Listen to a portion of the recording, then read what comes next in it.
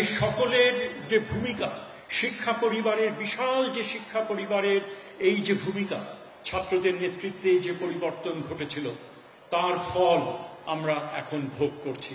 আমি সব সময় প্রতিটি অনুষ্ঠানে আমি একটা কথা বলি যে আমরা মোটামুটিভাবে নিজেদেরকে সঁপে দিয়েছিলাম এই ফ্যাসিবাদের কাছে, যে আমাদের জীবদ্দশায় হয়তো আমরা পরিবর্তন দেখব না।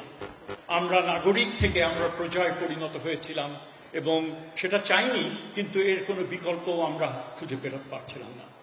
কাজেই চরম এক বিষণ্ণতা আস্তে আস্তে আমাদেরকে পেয়ে বসছিল। ঠিক সেই মুহূর্তে এই ধরনের একটা পরিবর্তন ঘটল।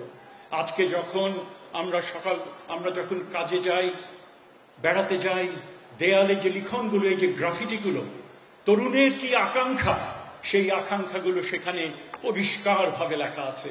কাজে আমাদের প্রতিবার আমরা যখন ঘর থেকে বেরোবো, আমরা তরুণদের সেই আকাঙ্ক্ষার আমাদের সম্মান যেন আমরা করতে পারি।